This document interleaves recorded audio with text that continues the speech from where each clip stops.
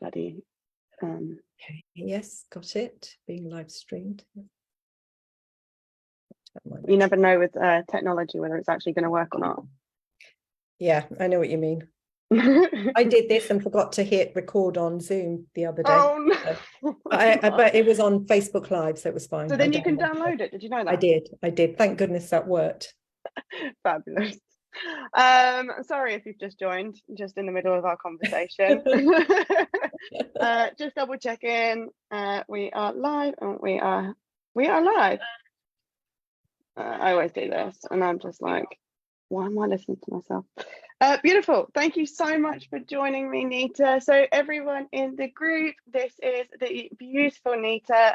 She has come by to share all of her expertise and knowledge around changing the way you think about your mindset. So Neeta is a state of mind coach who helps women find freedom from overthinking, and she helps break the habit of overthinking so women have more, well, women and men, is that right?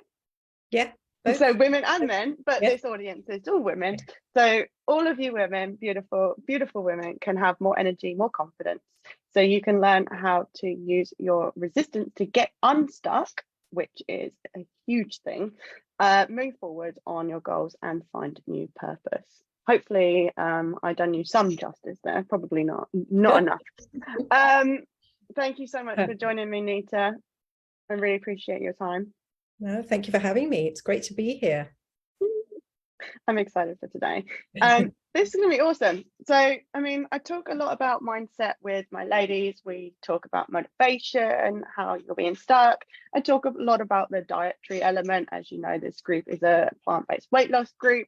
So there's some people in there just wanting to adopt a plant-based lifestyle, and there's some people in there as well that want to lose weight, and there are some people that want to lose weight by living a plant-based lifestyle. So there's a little bit of a mumble jumble of people, but ultimately we're all there to improve ourselves, to reach our goals, to find that purpose, and ultimately everyone along their journey gets stuck somewhere.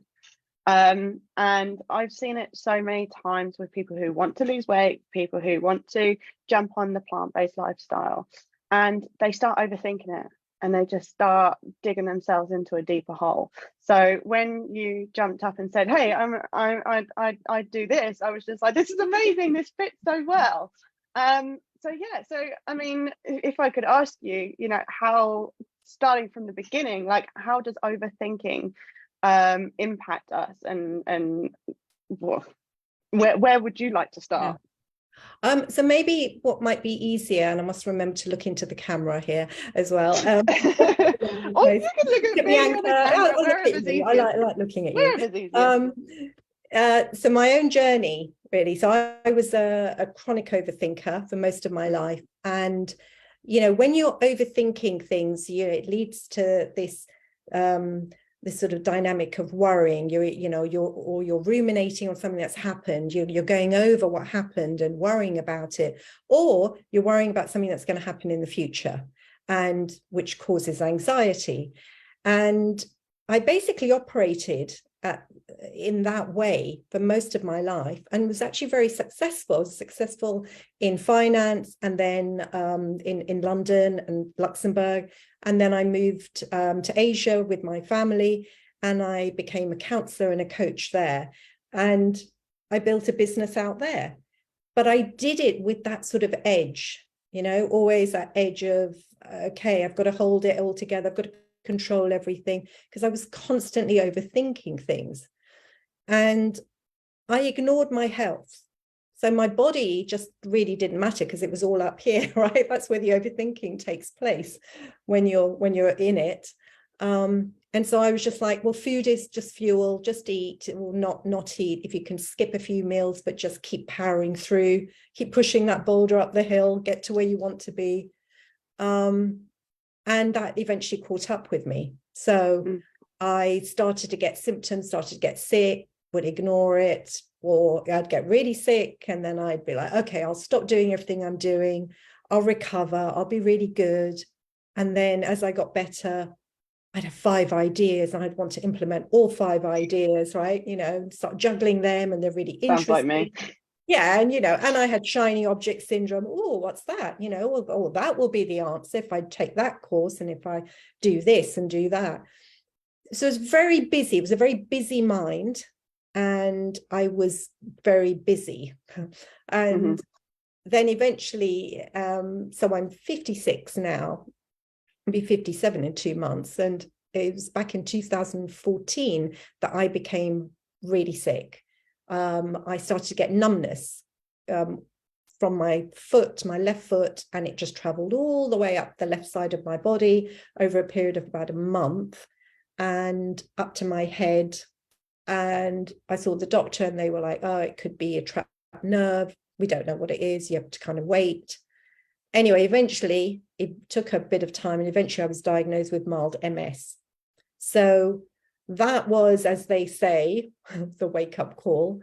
And that's when I realized that I couldn't continue to operate in that same way.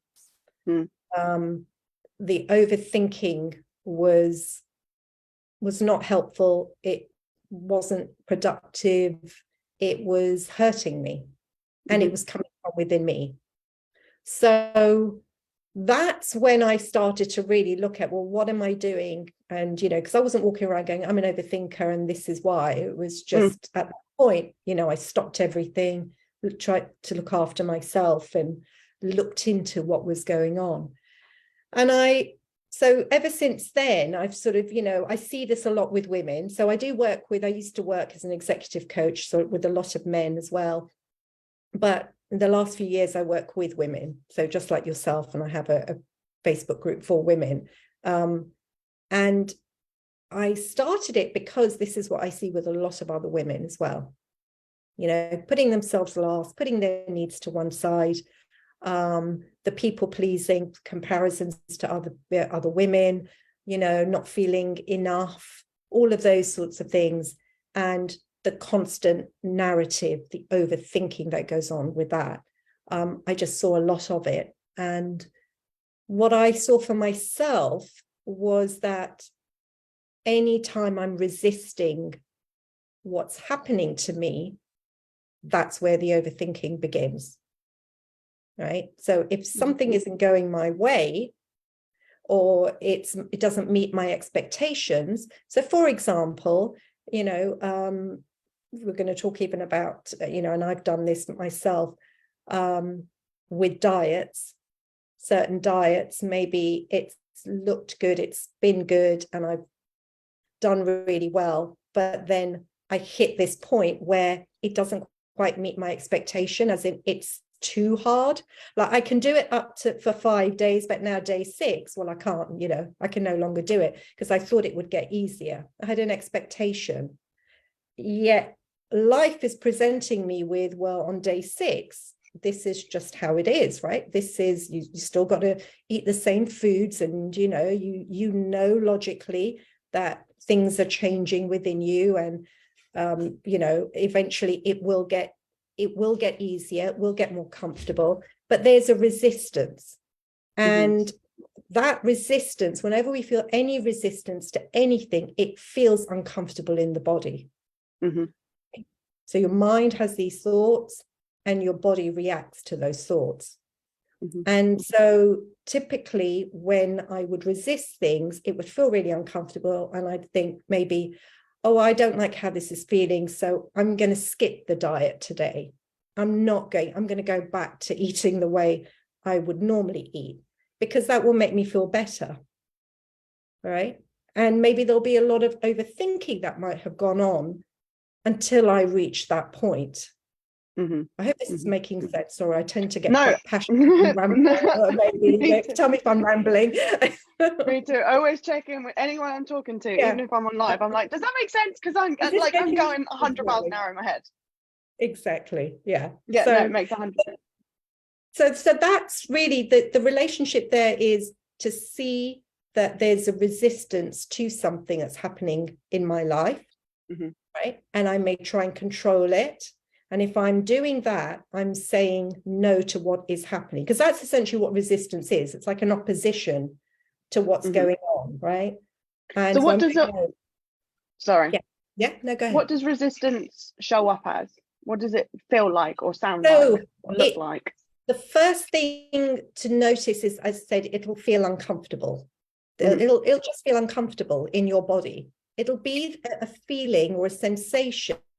It could be that maybe your chest sort of tightens, or your throat does, contracts a bit, your stomach sort of flips, or, you generally tend to feel it there.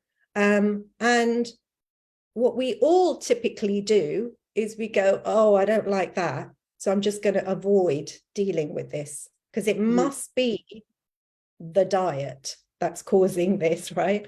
Or it must be, that we literally look outside of ourselves to go, okay, what's causing this? Well, I was thinking about what food I was going to eat, and I got this feeling. Okay, so that must be it. Or we just suppress things, right? Anything that's really uncomfortable, we just go, no, I'm not gonna, I don't like this feeling. No, don't want to go there. And we go off and binge watch Netflix or whatever, or drink, get the bottle of wine out, chocolates. For me, it's usually chocolates as well. Go shopping. Yeah, chocolate and wine.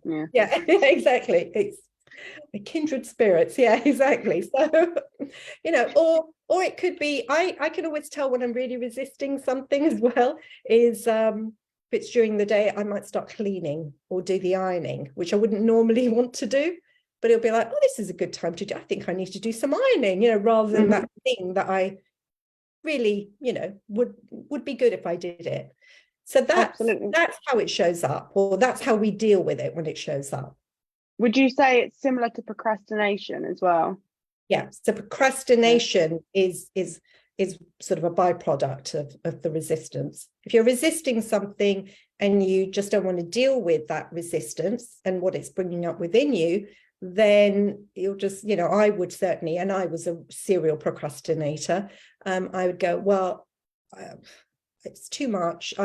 In fact, I could always tell my thought patterns would be, oh, I'm overwhelmed. It's too confusing. I don't know what to do. No, I don't know what to do next. So I'll put it to one side. Yeah, absolutely. Absolutely. So, yeah. I mean, how often do you hear people? I mean, you're not necessarily in the weight loss space or the plant-based space, but I'm sure you deal with a lot of clients in similar situations. Hear so many times, I'm going to wait till Veganuary to try being vegan. I'm going to wait until the new year. I'm going to wait until next week. I'm not too sure what to do with the diet. Maybe I'll do it when my friend gets back from holiday. Had that before. And yeah, for the ladies in this group, that looks like putting something off because you don't know what it entails, or maybe, like you said, it might feel uncomfortable going on adopting a new lifestyle in terms of diet, or just kind of trying to lose weight. It's uncomfortable, right? Because it's not what we're used to. So it's a shift. It's a difference. And I see exactly what you're saying there in terms of like that resistance showing up for people in this sense would be, oh, maybe I'll start it next week. Maybe I'll start in 2023 January. How is that going, by the way, everyone? Let me know. Yeah, so I definitely see it a lot in this field and with a lot of the women that I speak to on a daily basis. Yeah, it's I don't think it really matters what our goals are, what our resolutions are, whether it's to do with diet or exercise, or wanting to get a project off the ground or start that dream project, or whatever. There's resistance. There's going to be resistance. It's just a part of life. And the problem is that when we're resisting, when we actually allow that resistance to sort of I'm trying to find the words here. So when we're actually resisting something, we're fighting, in a way, we're fighting life. We're saying no to whatever's happening. So for example, I sort of use this example, we have these big things that we might feel some real resistance to. For example, moving houses, right? It's a great idea, but I've done it, last year. It seems like a great idea. You get really excited about it. You think, oh, it'll be great, and look for this new place. And you imagine your life. You have a picture in your mind. So there's an expectation. And then the move starts to happen. The whole process process and you hit those road bumps. So for me, I was really prepared, not being a detailed person, that the solicitor would send me lots of paperwork. So I was really prepared for that, and that was fine. What I wasn't prepared for were the questions from the other solicitor. So I'd get this long list from my sister, can you answer these questions, please? Well, they did not meet my expectations, which was, oh, it's just going to be a smooth ride. It's going to be fine, right? I had no expectation of these questions. So these questions would come along, this email, and my heart would sink. And I'd go, oh, no. Well, that's resistance. I'm saying no to what is happening. And all that's happened is I've just got an email with some questions. If we look at it very neutrally, that's all it is, right? I then layer on these meanings, the meaning that I'm making of it based on my expectations, that I don't really want to be dealing with any of this stuff. And I was fighting it, right? I was like, no, I don't want to deal with that. Okay, I close the laptop. I'll think about it tomorrow. So I'm procrastinating. I'll deal with that later. So we have these sort of big things, that happen. Guilty. Yeah. I'll deal with that. I'll deal with that 5 minutes before I need to deal with it. Okay. That's me. That is me. And this. Yeah, I mean, that's a different point too. I think some of us thrive as well on, okay, I've just got a bit of time, I'll make decisions. But I think also that's to do with a bit of overthinking. There's no time to really overthink if you've only got 5 minutes. So you kind of make a decision then, right? You have to. But what I have seen as well is that we have during the day, throughout the day, we have all these multiple moments or points throughout the day where we're resisting. So it could be, I sort of say, I was talking, did a masterclass and I was talking about this where, if I'm running late, I might then look over at the clock and it would say 8:10. I'll go, no, can't be 8:10. I mean, it's a silly thing to say, but how often do we say that, right? No, it can't be. Like, I'm literally arguing with the time to go, it can't be the time that you are. That's when you realize you've got an Alexa and then you screwed up and she actually answers back. Oh my God. No, I'm not sure I could handle having a voice kind of talking back at me with my overthinking, whenever I go there. But yeah, I mean, I would do that. Or if you're in traffic, you're in a car, right? And the light's red and you're just sitting there. I used to sit there when I used to drive my kids to school, and I'd sit there and I'd almost be going, you shouldn't be red because I'm going to be late. It's almost like saying, well, you're wrong for the way you are, in this moment, this should not be happening. And that is resistance, and that is fighting life. And that's exhausting. That's draining. And that's where energy levels start to drop, right? Because whenever you're resisting something, you're thinking and you're overthinking it. And when you're doing that, that's where your energy, that's where your focus is going, and that's where your energy is going. And it's not available for other things. And suddenly, so then the thing that you're resisting on doing, you now no longer have the energy for it because you've overthought it so much. All day it's been playing in your mind. Like you said, stop it. Maybe look at the clock. You're arguing with the clock. You're sitting at the traffic lights. You're arguing in your head with the traffic lights. Maybe overthinking what you're having for dinner. Maybe what if someone doesn't want that or someone else doesn't like that. By the time you get to the thing that you started overthinking about, don't have energy for that. Yeah, exactly. Or at that point, if let's say, I know when I used to drop the kids, I mean, this was a few years ago, I was drop the kids off at school, and it was like, oh, no, I don't really want to go to the gym. Well, of course I don't, it's like, and, I could quite easily talk myself out of it because I just sort of talked myself out of doing something else that maybe would have been worthwhile or useful, or maybe I had to do. It's draining. That's what happens. So and we don't realize. No, you're good. And we don't realize how much we do it. I think with anything in life, if you're trying to do something, so you're trying to start a new lifestyle, you're trying to lose weight, or you're looking at your overthinking, the first step is awareness. And I think if everyone was to go away and think, even for the rest of the night, or or just tomorrow, and go, right, okay, let's see how much I overthink, and catch yourself like as soon as you're doing it, and just notice in one day how many times have you overthought something. I'm gonna have to try this tomorrow. I'm gonna have to do this, because do you know what? So many times I'll finish my shift at the gym. I think everyone here knows that I also work in the gym in the morning. I'll finish my shift at the gym and I will sit on the bench, and I enjoy working out. I enjoy moving my body and pushing it to as much as I can lift, because I'm a weirdo like that. And I will sit on the bench in the bathrooms and I will overthink my way out of it. And I will go home with 100 excuses why I didn't work out that day. Wow. And I'll put my hands up, you know, and it's, and, you know, it does happen. It does happen. So, you know, and I'm so glad to have this conversation with you, because now I can sort that out.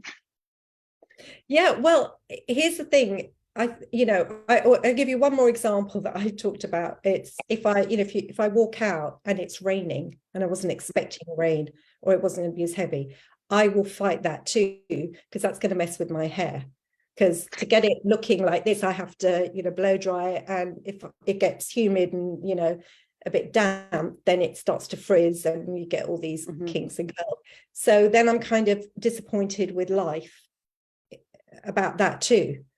So already in the morning I'm disappointed with life that the time is the time it is, that that I've stopped at traffic lights and that I can't move a red light, and well, it's raining and actually it shouldn't be, because I don't like that because of my hair.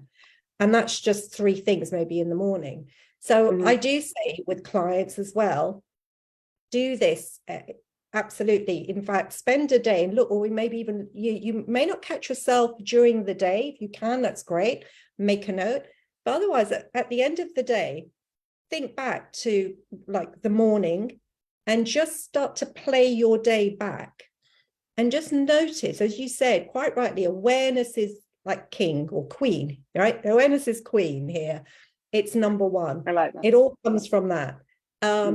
Start to build your awareness around it. Well, how many times, oh yeah, I was a bit bothered about this and I was a bit upset about that, and yeah, oh gosh, and then this, and then I went to the supermarket and they moved the aisle, they moved the products from one aisle to the other one, and I was having a bit of a rant about that. And you start to see how many times in a day you are bothered by so many things, right? That's enlightening in itself, because here's the thing. Whenever we have a thought, it will release chemicals into our body, right? And we will have a physical reaction. We have a sensation, right? That's emotions why, versus feelings. I think I've talked about this in the group before, yeah. Right. So, the whole thing about you can, you're looking at your puppy and lovingly, you're not going to feel anger in your body. Right. And if you're feeling angry about, about a situation or someone, you're not going to feel love in that moment. So it's very simple. And once you start to see that and build the awareness around that, then it makes less and less sense to resist life quite so much, because you start to see, oh, it's coming from within me. Right. All that stuff I'm creating, and I don't need that, not the traffic light, it's not the alarm clock, it's not the workout that I'm about to do, it's me. Exactly. So you start to see that, and that's where you disengage. You're not imagining that it is the workout or it is the food that's causing me to feel this way.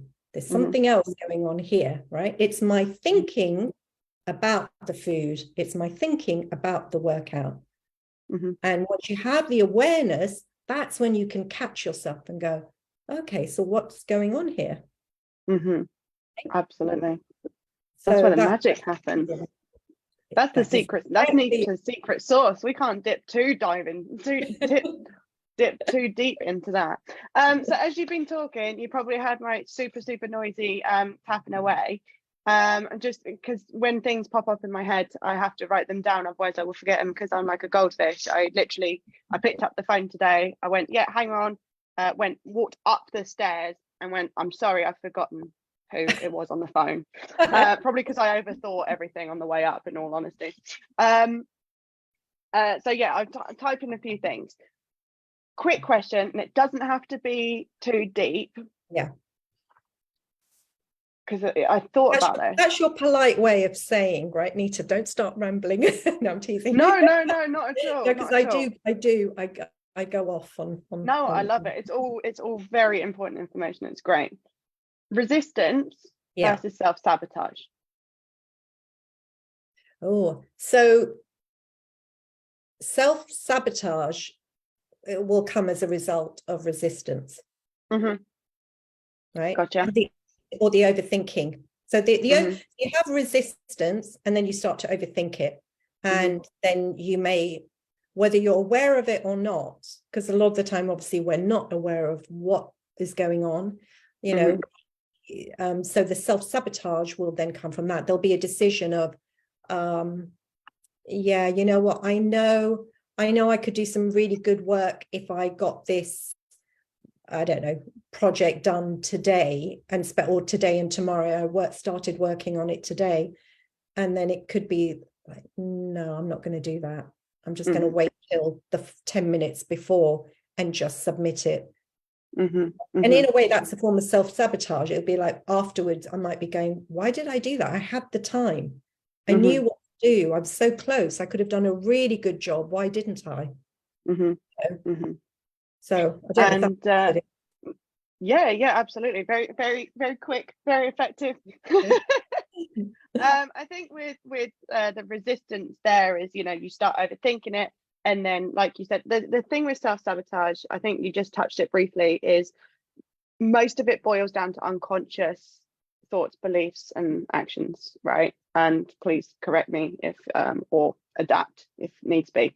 And you know, a lot of actions are self-sabotage. A lot of self-sabotaging actions that we do boils down to those, right? Stripping it all back, it comes down to the fear of love, safety, and belonging, right? If you strip it all back, that's where it comes from. So you know, you might be putting up resistance and overthinking it. Would that be to protect that love, safety, and belonging, or like is it still the other way around? I don't even know what I'm trying to ask here. I think I do. So there'll be the resist. So if there's a need, if something happens, I'm trying to think of an example. So I'm trying to think of an example to answer this question. In terms of examples, like if you have someone who is wanting to go plant-based, they really want to, but then they're like, oh, but do you know what? You know, I could create this meal, but I don't know what you know, what I should be eating. Maybe my partner, and this is I've thought of it now, maybe my partner wants chicken, but I want chickpeas because I want to be plant-based and I want to incorporate more of that. And then that's the decision fatigue almost coming in, you know, it's the resistance coming in. And then ultimately it's self-sabotaging if you then go for the meat option because you've overthought everything, but ultimately you're boiling it down to that self-sabotaging method because you're then protecting your love or your safety or your belonging, wherever it's come from. I would say that the resistance is the way to sort of stop. It might be to stop myself. I'm resisting maybe preparing that meal, going fully plant-based, or even beginning the journey, because there is something going on within me that's telling me it's going to be difficult, or what if actually I do succeed, or what if I do change, what if or what if my partner, you know, hates the idea of this and I don't want to lose him, or I don't want to lose that sense of my safety about who I am right now. So I think underlying it all is the love, safety, and belonging aspect. The way we deal with that is we start to resist what's happening, right? But underlying it that we're really not aware of is, as you say, it boils down to one of those three things, you know. So I might feel resistance. If I'm aware that I'm feeling resistance, and the way you become aware that you're resisting is you feel it in your body. It just won't feel nice. It won't feel pleasant. That is a signal to go, oh, I'm resisting. Oh, okay. Oh, all that overthinking I've been doing. Oh, right. I get it, because I'm feeling really uncomfortable. Then, right, you can then deal with that, with the actual feeling, but knowing that it's coming from that wanting of, love and belonging, or safety, control as well. Sorry, that was a hard one I threw at you there. It's good. It was, I mean, I love this. It got me thinking. I was like, yeah, but no, it's a good question. Another thing that I mentioned just briefly while you were talking about the resistance as well is you kind of like dig yourself into a worse mood. So I feel like with a lot of that resistance as well is not only overthinking everything, which then kind of creates anxiety, doubt, stress, burnout, overwhelm. Not only are you doing that, but you're also encouraging negative feelings and emotions is on top of that, because you're then I mean, again, please correct me or interrupt me if I'm rambling, but like if I think about that time where I'm sat in the gym and then overthinking it, and because I'm overthinking it and resisting it, I'm then feeling lazy, and then I'm then feeling like down and low. So I feel like you kind of dig yourself into like a worse mood as well.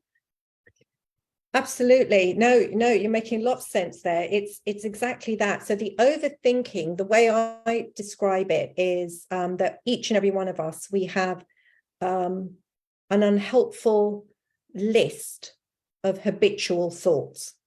And I call them a playlist. It's like we've got a playlist, right? And certain things in my life that I might, find difficult, or I feel that I get triggered by, what happens is that playlist just kicks in. And that's usually when it will be like, oh no, I can't do that. That's too difficult. Or, well, it's all well and good. She can do it, but I don't know if I can. And it's very familiar, right? It's a really familiar set of thoughts that just kick in. And that's what then creates that low mood. So again, because it's also, yeah, sorry, carry on. No, I was just going to say, and that's where, again, being aware of what those thoughts are, being aware that, oh, I tend to say these things to myself. That's the playlist that goes on, right? And that I'm listening to over and over again. Absolutely. Broken record. Not a playlist we want to be listening to on repeat, that's for sure. No. Not even shuffle. No, there's nothing new there. There's absolutely nothing new, because the thoughts that you have there in your playlist are just all old thoughts. It's all based on what you've already experienced, what you already know. And we take that and we kind of then project it into the future and go, right, that's what my future is going to look like. Right? Because this is what I know is going to happen. And that's what we do with our future. And that's what creates a comfort zone, right? Stay in the comfort zone, like you were talking about. Let's face it, anything that you want to do in life, you're going to have to step out of your comfort zone. And I say you as in me, all of us, right? It's inevitable. But I know, speaking for myself, I try to protect myself for a long time from the uncomfortableness of stepping out of the comfort zone. And I try to control that. And I did a lot of overthinking around that. But once I started to see life is always changing, things are always changing, I can't control that, right? And life is so much easier when I'm not fighting it and when I'm saying yes instead of no, right? That's where flow, that sort of state of flow comes from. People who kind of enter that state, they're not fighting life. They are flowing with life, And be a yes woman. Sorry? Be a yes woman. Yes. And did you ever see that movie with Jim Carrey? Yes, man. Yeah. I love that movie. That's what I'm thinking. It's exactly what I was thinking. I love that movie. And I love the book, The Surrender Experiment, which I'll put in the comments later. But essentially, this guy just says yes to everything that happens. He says, anything that happens in life, I know. It's quite very interesting read. But that's essentially the idea. I'm not suggesting everyone go out and just say yes to everything and just go, okay. But the idea is... Let me know if you're doing it in advance, so I can ask you some questions ahead of time. but that's, I've forgotten what I was trying to say, but that is essentially I don't know. I will stop there. I see I went That's off. I went off on a tangent about books typical me, don't worry. I wrote here, what if? I feel like if it starts with what if, then it's probably resistance. Yes. Well, it was interesting when you said what if. The old me would have said, oh no, what if that happened? What if that goes wrong? Whereas the new me, so it was interesting when you said it, I say new me, it's still me, the real me, right? The real me is the one without all the overthinking, right? All the busy mind, that's the real me. That me went, oh, I wonder, like, it was sort of like, oh, what if? Oh, what if this? What if that? You know, it was very different. But yeah, the overthinking mind will worry and go, oh, but what if? And we'll try to control every scenario and try and control it all. Well, this could happen and that could happen. And then the other one that I know very well is the what you talked about, but I call it the one day when I. We had a conversation before we jumped on live, didn't we? Folks and ladies, I'm gonna have to put my hands up to this. I am a one day person. I was too. I think a lot of the times, and you know, I see this in my clients, and it hurts me as well because I see it in my clients and I see the potential that I have in clients, and they turn around and say, yeah, but I will be happy when I lose 10 pounds. I will be happy when I can eat completely plant-based and not worry about it. I will be happy when you are, I'm sorry, I'm going off on one now. You are you are telling yourself when you can be happy. You are switching that on and off for yourself. So why can't you allow yourself to be happy, be positive? Everything is radiating and vibrating in a positive energy. You're manifesting more because you're already in a positive mindset. You're enjoying your life. And then you are more likely to follow your path, follow your journey to that weight loss because you have already allowed yourself to be happy before you lose that 10 pounds or before you are 100% vegan or before whatever your goal is. Yeah, love that. Very true. Yeah. And it's so painful to watch my clients do that. And, you know, as much as I try and coach them, ultimately, you know, my ladies have to take that away and apply it and apply it to themselves and live into it and believe it. But until they believe it, it's hard to watch. It's hard to watch such beautiful people just going, I will be happy when, you know, and I've done it so many times in my life. I'll be happy when I have a thriving coaching business. Well, why couldn't I allow myself to be happy back then? Yeah. I see that a lot. Beautifully put. I love that. And sorry. Oh, I was just going to say, the only thing I would add to that is because I know there's, I'm sure, many times where you're not saying that, right? And you're living life and you're doing the things you want to do and getting things done, and, right? So you're not perpetually in that state either. And the only times that you are doing the, you know, I'll be happy when is when you've got this noisy mind. Right? So it's like that noisy, busy mind, the playlist kicked in, and that's when you will say, I'll be happy when. Sorry, someone's calling me and nobody calls me from that number at this time of night. Cool. And no, because it's Brighton based, so I know it's local. It's probably my work trying to catch me. I don't know. Sorry, carry on. No, so I was just saying that's I think an important distinction to make for each and every one of us, that we're not always doing that either. We're not doing any of these habits that we think are really bad and we kind of beat ourselves up over, which, by the way, I'm a real advocate for. Don't beat yourself up over anything, because really it doesn't change anything. But so ends and bruises and nobody wins. Exactly. It really doesn't change anything, yeah, but it sort of feels like a kind of having a stick to beat ourselves with. I don't know, maybe feels like doing something, but yeah, so the only time that you'll be saying that to yourself, right, I'll be happy when, is when you're in that low mood. And why are you in a low mood? Because you've got that insecure thinking, right? And why did that kick in? Well, because something happened and you felt some resistance. So I think it's really important to also know that's not who we really are, each and every one of us. Me with my one day when I don't do that all the time, but when I do it, now I'm aware of it, I go, oh, I'm doing that thing, right? Okay. And I allow myself to feeling a bit rotten or whatever. We don't suppress the feeling, right? Allow the feeling to just pass through you. But what have I said all along, ladies? If you're watching this and you've watched any of my videos, I'm like, just feel the emotion. Yeah. Because if you don't feel it, you don't label it, you don't move on.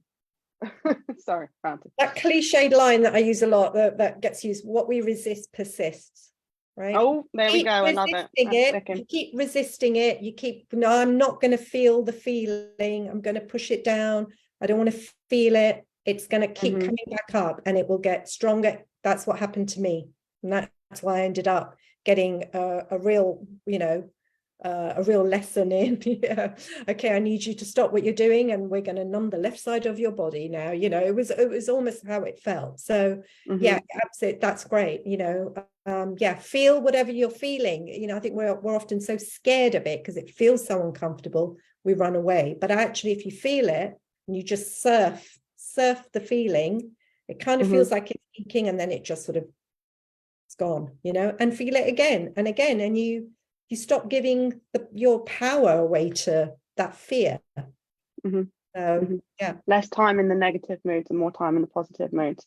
So I think if you're a but what if person, you can be a and what if person. Yes. There you go. All right, I've realized that I've only got 20 minutes until the end of this live to jump on my call. I've got the wonderful, fabulous, as always, after these lives, the Donna Marie client call after this. So I'm going to have to wrap it up very shortly. So 3 top tips for overthinkers, especially if you could apply it to my ladies here if they're looking to lose some weight, or or I'll give you some leniency, looking to adopt a new lifestyle.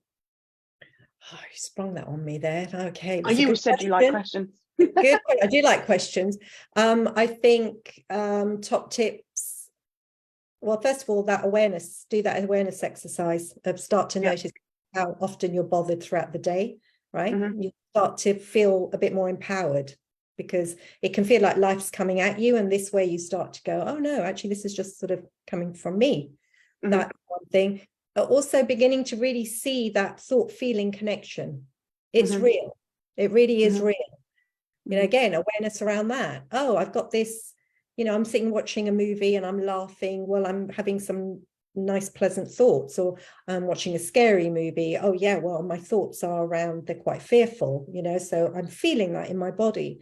When you start to see that relationship, that's really empowering too. So I like that. It's a good idea. Like, let's experiment. Like, let's take this really useful information. Let's go and watch a scary movie and apply it to that. And then from then on, I know how to apply it. I know when to kind of taste it and know what to do around it. And then let's apply it to when I'm not expecting it to come up.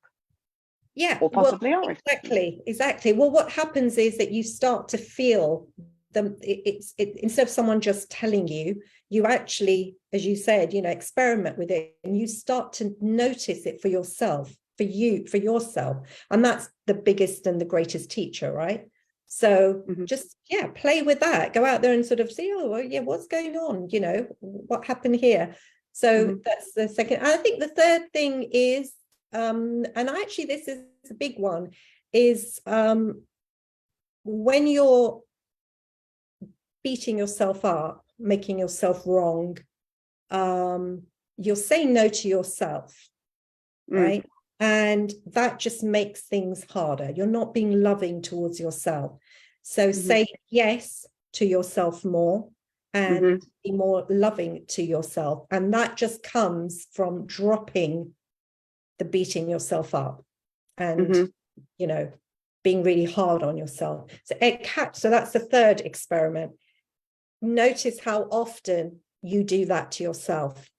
And listen, if it's getting you the results you want and isn't impacting your health in any way, I have to add that bit, right?